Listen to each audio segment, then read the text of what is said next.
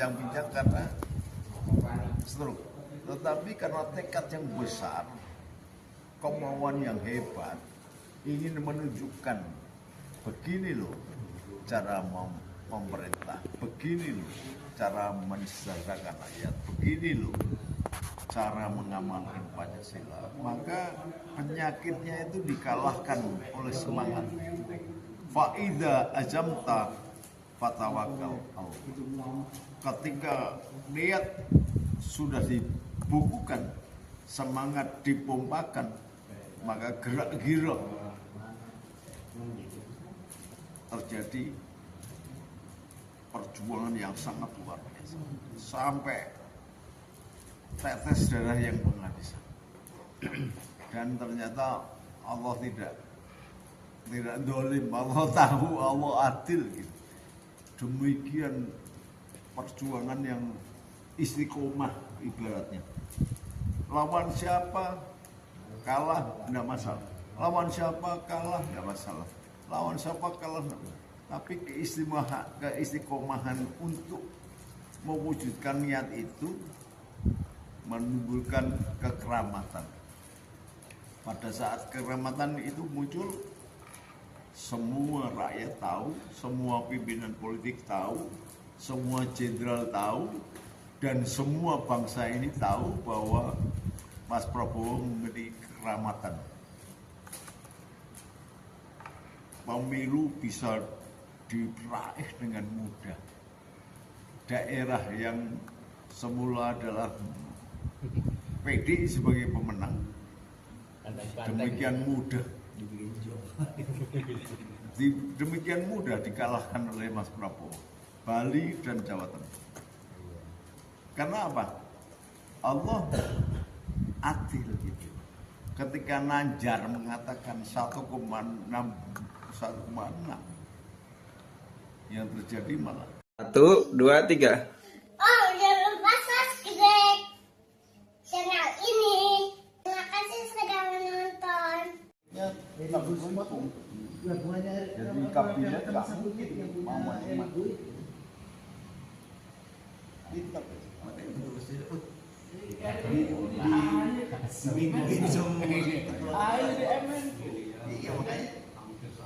Karena dia tahu ketua rantai. Sebenarnya Menko itu nggak ada kerjaan, nggak ada APBN-nya. Iya, cuma koordinator aja. Kalau zaman dulu itu namanya Pedono, anak buahnya namanya Camat. Ya Pedono ngapain? Nggak punya wilayah.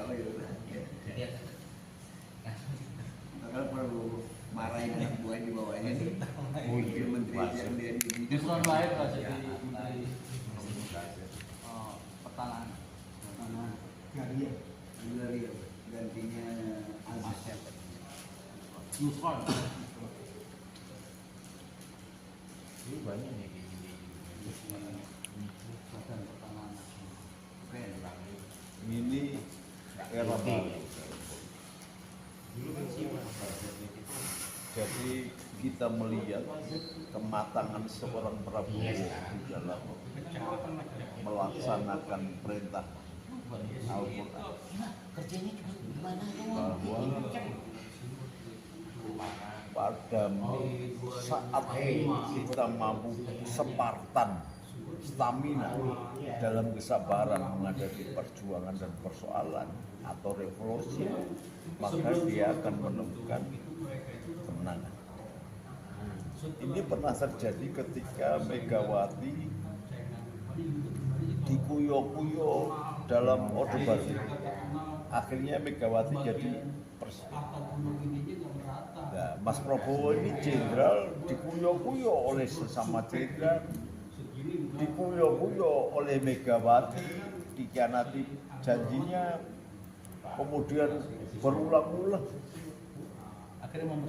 dikatakan dikhianati macam-macam. Akhirnya terbuktilah ayat ya ayyuhan ladina amanu, ya ayyuhan ladina amanu sabiru wa sabbaru wa rabitu wa taqullaha la'allakum tuflihun.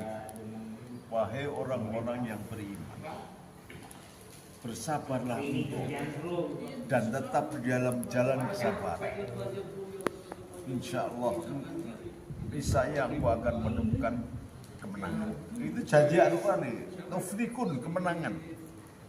Jadi cetok banget bahwa buah dari kesabaran itu adalah kemenangan. Dan sekarang orang mau bicara apa lagi? Seorang presiden yang pernah stroke 3 kali itu mirip Gus Dur. Mas Prabowo ini mirip Gus Dur. Jalan aja masih pincang-pincang karena stroke. Tetapi karena tekad yang besar, kemauan yang hebat, ingin menunjukkan begini loh cara pemerintah, begini loh cara mensejahterakan rakyat, begini loh cara mengamankan Pancasila. Maka penyakitnya itu dikalahkan oleh semangat. Fa'idha azamta fatawakal. Ketika niat sudah dibukukan, semangat dipompakan, maka gerak-gerak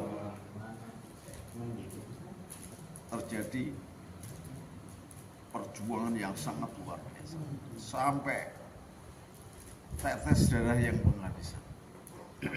Dan ternyata Allah tidak dolim, Allah tahu, Allah adil gitu. Demikian perjuangan yang istiqomah ibaratnya. Lawan siapa kalah tidak masalah, lawan siapa kalah tidak masalah, lawan siapa kalah tidak masalah. Tapi keistiqomahan untuk mewujudkan niat itu menimbulkan kekeramatan. Pada saat kekeramatan itu muncul, semua rakyat tahu, semua pimpinan politik tahu, semua jenderal tahu, dan semua bangsa ini tahu bahwa Mas Prabowo memiliki kekeramatan. Pemilu bisa diraih dengan mudah. Daerah yang semula adalah PDI sebagai pemenang,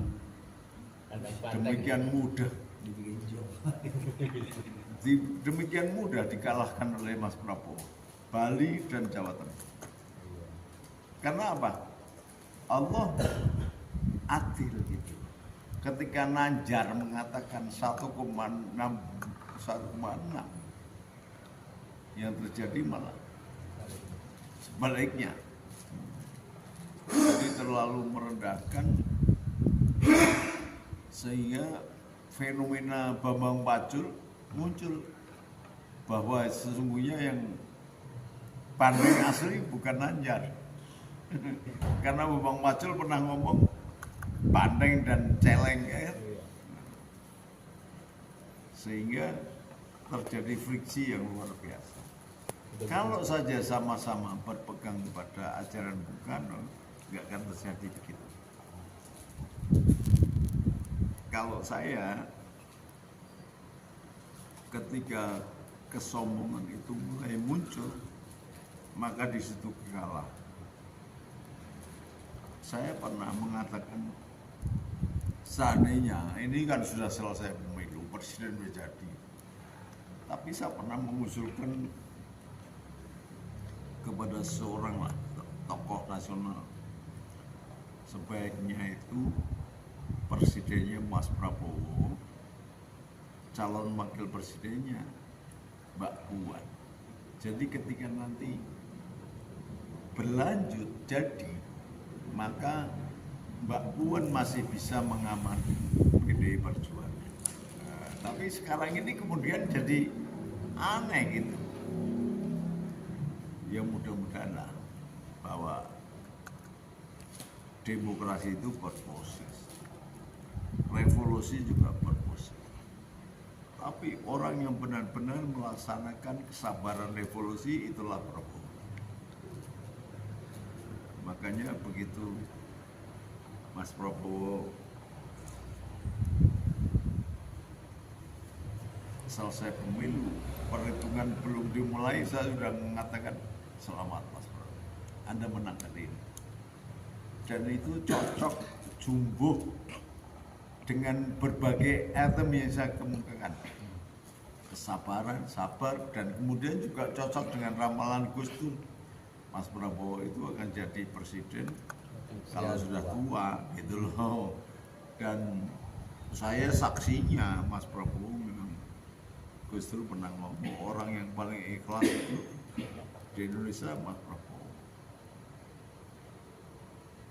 Mana ya ini si bantah. Aku nggak pernah melihat kok. Oh. Gitu. Ngomongnya bukan dengan dia. Iya. Ngomong pada Gus Dur berulang-ulang kan saya.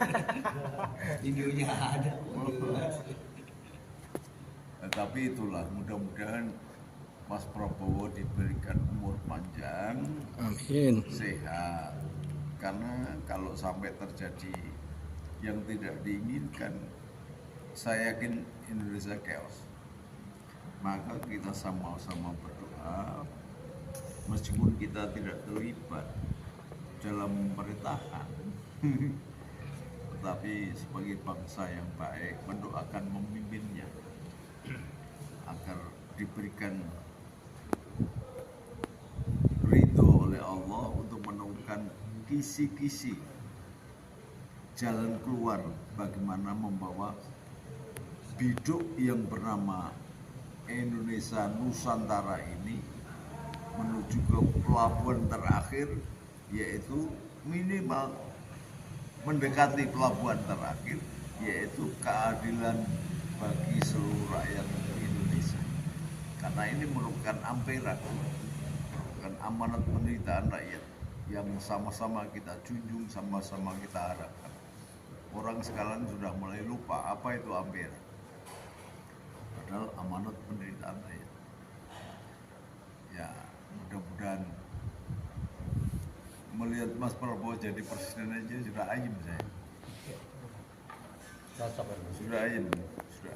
Dia kan di umur yang udah 70 ya, Bang. Berarti 73 Usia 73 itu untuk pengabdian dia.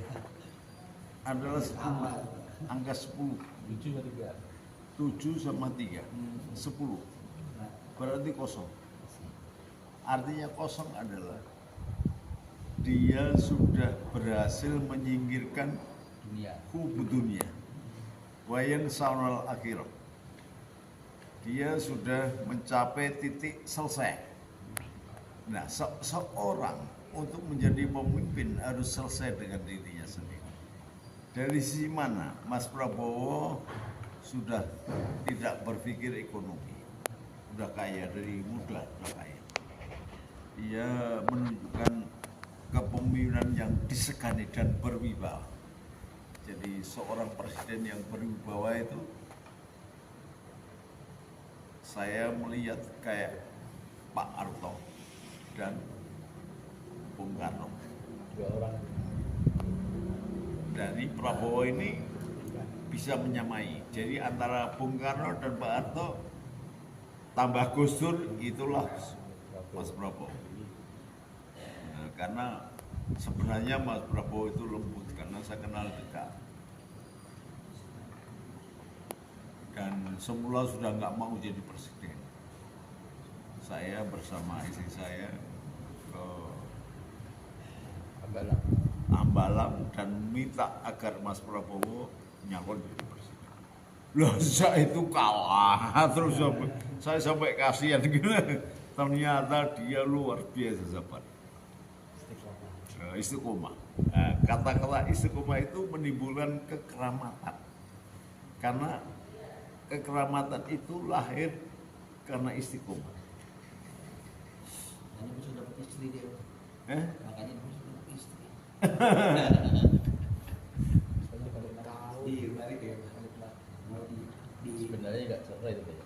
Enggak cerai karena karena diminta Pak Harto. acara di Karena Mbak Mame itu disayang sekali oleh Pak Harto. Nah, kemudian Titik itu. Mbak Titi. Karena Mas Prabowo ini termasuk kokoh. Jadi kembarannya Pak Harto itu Mas Prabowo, kokoh keras kepala. Makanya kalimat kopoh itu pernah diucapkan Bung Karno pada kopoh, keras kepala. Nah, pada saat muda, jenderal muda ini keras kepala. Jadi sebenarnya kalau Pak Harto itu kemudian minta, kamu harus jadi presiden, saking keras kepalanya. Boleh jadi istri anakku, suami anakku. Sebenarnya saat mengucapkan begitu itu melahirkan motivasi. Ini yang tidak diketahui orang. Begitu kamu harus bisa seperti saya jadi presiden, baru menjadi suami anak saya. Nah, itu memberikan motivasi. Itu menunjukkan bahwa setelah mendapatkan motivasi, dia semakin keras berjuang. Itu menunjukkan pejuang sejati, nggak kalah oleh keadaan.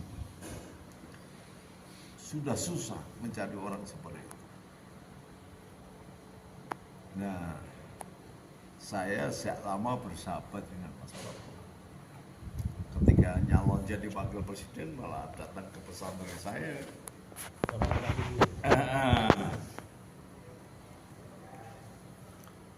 Tetapi saya yang dikatakan sampean kok nyalon jadi wakil presiden.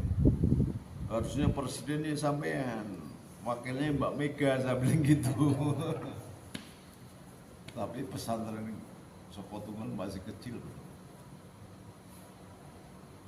Itu 2004 kalau nggak salah. Iya, nggak tahu berapa. Megawati kan nyalon 2004 sama kalah sama SBY. Iya, itu yang penting saya melihatnya semangat juangnya yang tinggi. Maka mengatasi persoalan kebangsaan itu kecil tuh. Lihat nanti pertumbuhan ekonomi Mas Prabowo kan cepat. Karena dia tidak seperti yang lain. Semua impor. Enggak, dia justru ekspor. Dia tahu bagaimana kebutuhan bioetanol dan cara membuatnya. Dia tahu kebutuhan biogas dan dia tahu cara membuatnya dan sudah disebarkan untuk mulai. Kayak Mas Yudifu itu, adik angkat saya Yudifu kan sudah berhasil membuat B100. Ini langkah loncatan yang luar biasa dari kelapa sawit menjadi B100. Artinya total, tidak campur-campur.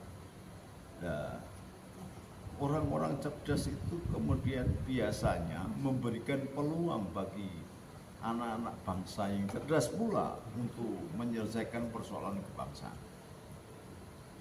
Ini orang-orang harus hormat. Jadi kurangilah orang-orang yang berkomentar miring. Beri kesempatan Mas Prabowo untuk membuktikan bahwa dirinya mampu bekerja. Jadi belum mampu jangan dikatakan ini, jangan itu, kata itu. Adalah bisa kelihatan bisa kerja atau tidak itu setelah setahun pertama. Nah, kalau setahun pertama belum dilantik aja mulai ngomongin pating celebung langsung. Dan biasanya ini Pak, jurnalis itu 100 hari pertama gitu. Oh, nggak bisa bangun bangsa yang gedenya kayak gini dulu dari 100 hari. Emangnya apaan? Nggak ada. 100 hari itu bukan apa-apa, nggak terjadi apa-apa. Meskipun Mas Prabowo sudah banyak belajar, sudah menjadi eksekutif dan lain sebagainya. Tapi persoalannya kan lingkup tanggung jawabnya menyeluruh ini. Jadi jangan dikomentari dulu lah, biar selesaikan pekerjaan. Setelah itu nampak 2 tahun kok belum ada apa-apa, boleh baru. Ini kan paling tidak melakukan koordinasi, bekas-bekas musuhnya ditarik semua, ya kan? Program yang dimiliki Mas Prabowo harus disosialisasikan kepada kabinet-kabinet dan menteri-menterinya. Setelah mereka paham, baru bekerja.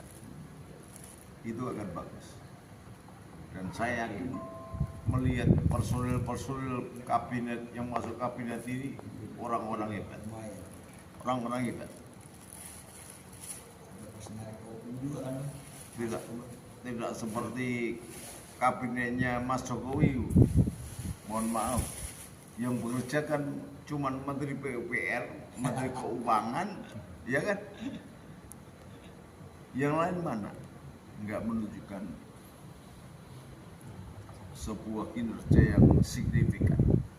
Kalau melihat gambaran kabinet ini, orang-orang hebat seperti AM Putranto, kemudian Pak Kapolri, kemudian Pak Sultana, ini orang-orang yang hebat di bidangnya. Kemudian muncul Marwar Sirait, orang yang kritis, yang dipakai oleh PDI pada waktu itu, tapi belum sempat masuk kabinet. Ini orang kritis, orang cerdas.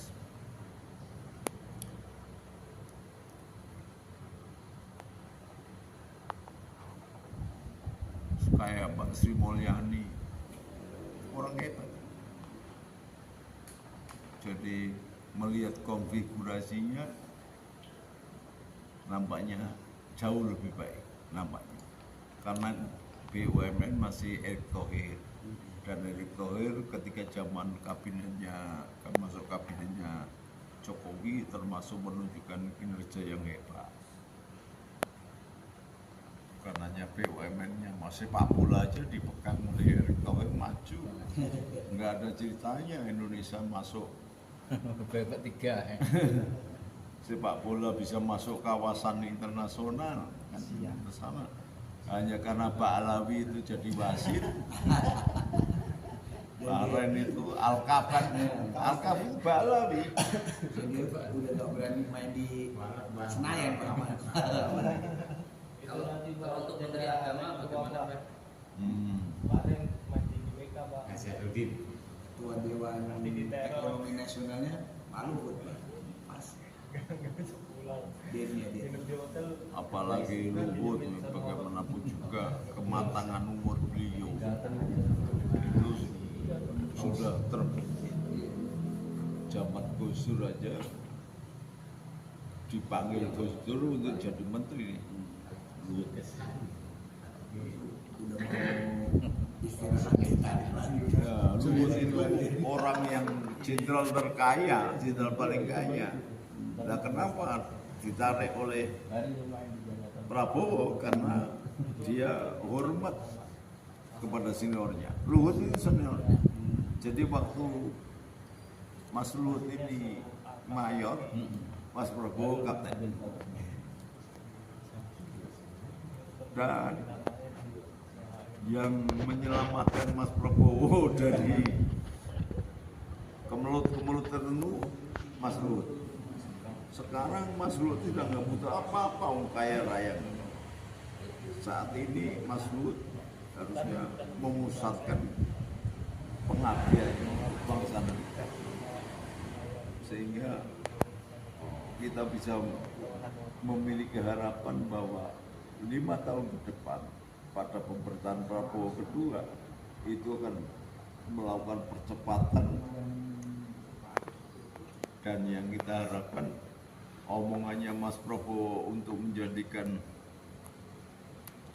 Indonesia sebagai macan Asia itu bisa terbukti. Jadi kalau dulu mertuanya membawa Indonesia sebagai negara yang paling berhasil dan swasembada beras, sekaligus jadi macan Asia pada waktu itu. Macan ASEAN lah, Pak Harto. Kalau ini Mas Prabowo bisa membawa menjadi macan Asia, berarti tingkatannya itu macan tutul kepada singo, gitu, lebih gede lagi. Jangan hanya sekedar macan kumbang, tapi lion.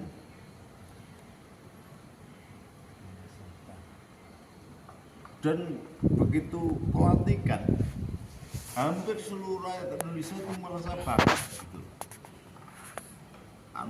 udaranya, suhunya, keadaannya itu beda. Meskipun nggak jadi apa-apa, tapi perasaan senang itu demikian hebat. Ya karena memang Mas Prabowo nggak menunjukkan kegarangan, justru menunjukkan kebijaksanaan, kewibawaan, dan kasih sayang. Dikhianati Anies saja dia tenang aja.